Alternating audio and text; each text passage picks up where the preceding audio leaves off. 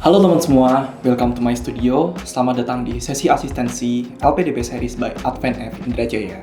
Buat teman-teman yang baru gabung, kenalin aku Advent Fajar Indrajaya. Aku adalah seorang fresh grade arsitek dari Universitas Gadjah Mada Yogyakarta, sekaligus calon penerima manfaat dari beasiswa LPDP Batch 2 tahun 2024 pada bidang Master of Urban Design.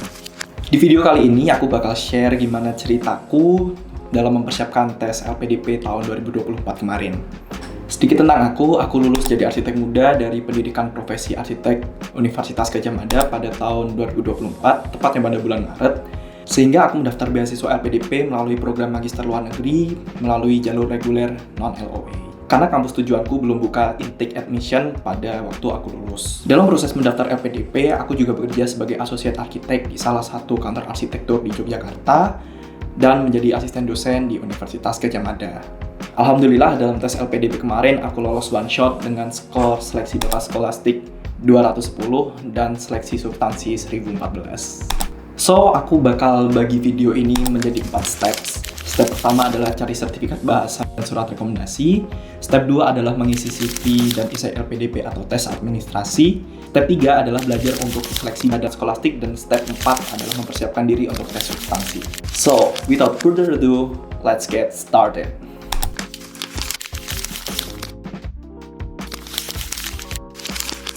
So, di step pertama aku bakal bahas tentang cari sertifikat bahasa dan surat rekomendasi. Buat tes LPDP ini, teman-teman bisa memilih antara TOEFL IBT, TOEFL ITP, IELTS, atau PT Academic. Dan khusus untuk TOEFL ITP nggak bisa dipakai untuk mendaftar beasiswa yang jenjang magister luar negeri ya. Sehingga aku memilih IELTS, tapi untuk jaga-jaga juga aku juga mengambil tes TOEFL ITP. Sehingga kalau tes IELTS-nya belum lulus, aku masih punya hasil dari tes TOEFL ITP untuk ku daftarkan di dalam negeri. Oh iya, warm reminder buat teman-teman, hasil tes yang bisa dipakai hanya tes official ya. Jadi untuk tes prediction, TOEFL Lite, dan lain sebagainya itu tidak bisa dipakai. Tolong diingat. Setelah lulus menjadi arsitek pada bulan Maret, kemudian aku mendaftar les bahasa pada bulan Maret, April, Mei, dan Juni. Aku mengambil kelas malam karena pagi sampai sorenya aku harus bekerja.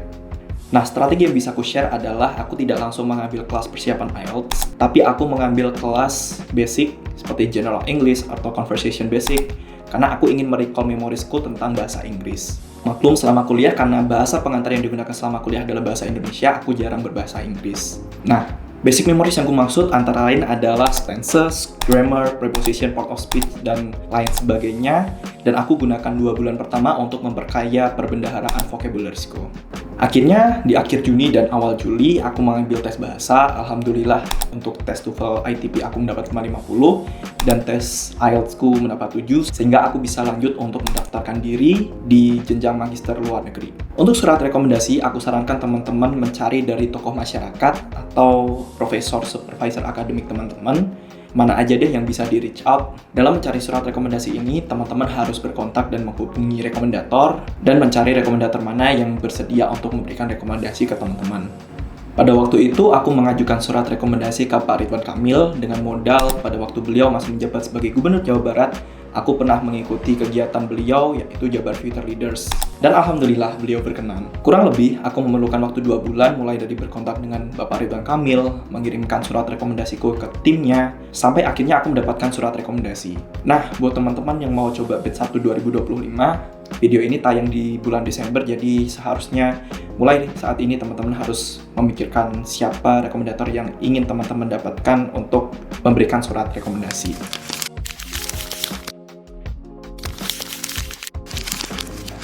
Step 2 itu adalah tes administrasi atau mengisi CV dan essay. Nah, untuk beasiswa LPDP Batch 2 kemarin, itu dibuka antara di bulan Juni dan bulan Juli.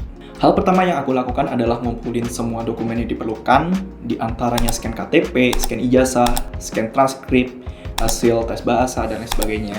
Nah, karena siangnya aku masih kerja, jadi aku cicil isian CV itu tiap hari dan sedikit-sedikit mulai dari yang paling mudah. Nah, contohnya untuk kelebihan dan kekurangan diri itu kan mudah ya. Jadi setiap hari aku mulai mencicil, nggak apa-apa 1 poin 1 hari itu nggak masalah. Nah, dalam mengisi CV ini aku mencoba mencari bagaimana sih cara menjawabnya dengan beberapa referensi dari YouTube, Kemudian aku juga mencari partner untuk ngasih second opinion, dan tentunya aku juga mencari mentor.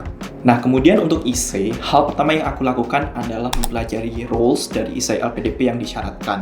Kemudian aku kontemplasi lah dan evaluasi diri.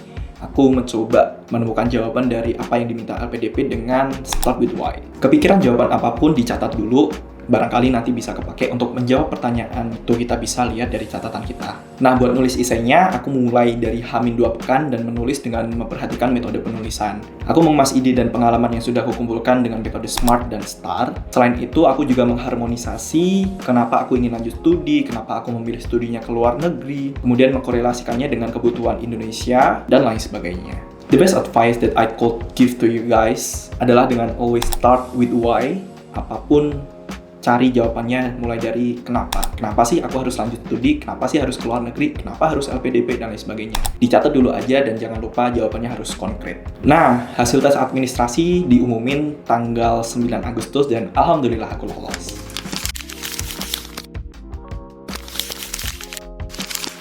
Step ketiga adalah belajar seleksi bakat skolastik. Nah, seperti yang aku bilang sebelumnya, bahwasanya aku belum mendaftar melalui jalur LOE, sehingga aku perlu mengikuti seleksi bakat skolastik. Seleksi bakat skolastik LPDP itu terdiri dari tes kemampuan verbal, tes kemampuan kuantitatif, tes penalaran logis, dan tes kepribadian. Hal pertama yang aku siapkan adalah aku mempelajari model soal tesnya. Menurutku, model soal tes LPDP itu sangat mirip dengan tes Otto Bappenas, sehingga aku beli buku persiapan soal tes Otto Bappenas di Gramedia. Aku masih ingat, aku cuma beli satu buku aja, buku berjudul Rekor, kalangan Arsito Chandra. Nah, dari pendapat teman-teman yang sama-sama mempersiapkan, banyak yang berpendapat bahwa tes kemampuan kuantitatif itu materi yang paling sulit. Tapi bagiku, materi penalaran logis itu sedikit lebih jadi PR buat aku. Seperti silogisme, bagaimana mengambil kesimpulan, itu aku pelajari lebih dalam karena aku juga masih bingung di beberapa bagian. Selain belajar, aku juga ikut mock-up tes yang dilaksanakan oleh berbagai sumber di berbagai platform seperti Mata Garuda LPDP, kemudian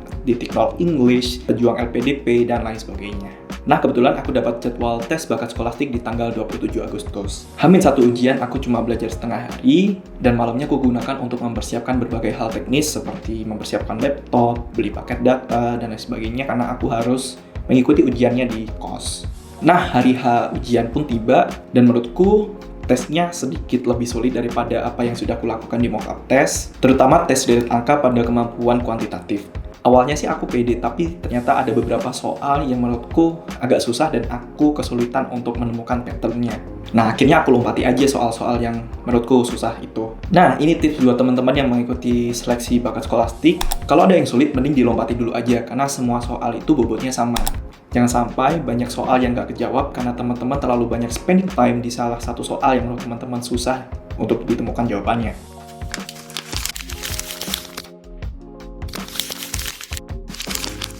Step 4 adalah gimana caraku belajar untuk mempersiapkan tes substansi. Setelah selesai melakukan seleksi bakat skolastik, meskipun hasilnya belum diumumin, aku langsung gas untuk mempersiapkan tes substansinya. Dalam mempersiapkan tes substansi ini, aku didampingi oleh beberapa mentor, diantaranya Mata Garuda NTB, shout out to Mata Garuda NTB karena sebenarnya aku dari Jogja guys, dan mereka tetap mempersilahkan aku untuk ikut persiapannya. Dan aku juga dibantu oleh Kak Ari Adi Pratomo, salah satu pembina pramukaku yang di tahun-tahun sebelumnya sudah pernah mendapatkan manfaat dari beasiswa LPDP. Nah, hal pertama yang aku lakukan adalah aku mereview kembali apa yang sudah aku tulis di essay, dan kemudian meminta second opinion ke Kak Ari Adi Pratomo untuk menambahkan barangkali ada beberapa hal yang terlewat untuk kutulis di essay. Nah, hal-hal yang terlewat ini kita tambahkan ketika nanti dijelaskan di tes substansi. Setelah itu, aku mencoba membuat list untuk possible questions yang mungkin akan ditanyakan ketika nanti tes substansi. Dalam hal ini, list pertanyaan ini tidak untuk membatasi kemungkinan pertanyaan yang akan keluar, tapi justru membatasi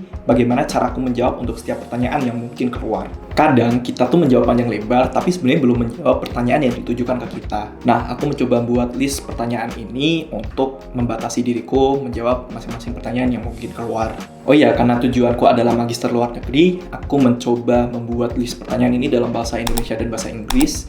Jaga-jaga apabila nanti di tes substansi, semuanya dilakukan dalam bahasa Inggris. Nah, hal yang terakhir yang aku lakukan untuk mempersiapkan tes substansi adalah melakukan mock up test. Sampai hari H, aku melakukan 10 kali mock up test interview bersama para mentorku. Dan hal ini aku lakukan untuk memberikan pembiasaan dari diriku untuk menghadapi tes-tes interview semacam ini.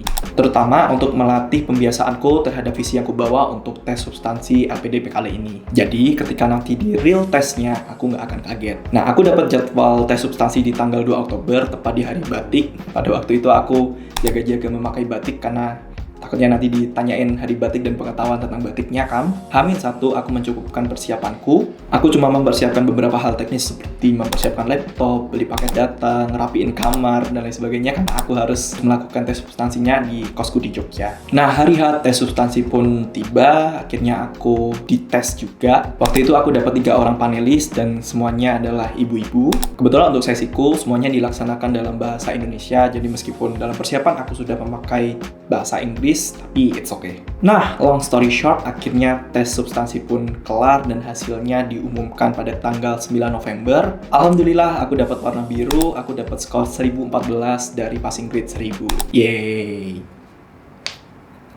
So, bener banget untuk passing grade di tahun ini cukup tinggi ya guys. Untuk reguler itu passing grade-nya 1000 dan semua passing grade di masing-masing jalur itu juga naik. Siapkan diri kalian dengan baik-baik. So, itu dia cara aku mempersiapkan beasiswa LPDP Batch 2 tahun 2024 kemarin. Gimana menurut kalian? Ada nggak yang mau ditanyain? Coba tulis di kolom komentar, aku bantu asistensi. Coming up next, di sesi asistensi LPDP series, aku bakal bahas tentang 5 things I wish I know earlier sebelum daftar beasiswa LPDP. Don't forget to like, comment, and subscribe, dan kita ketemu di sesi asistensi selanjutnya. Have a good day and do your deadline. Bye.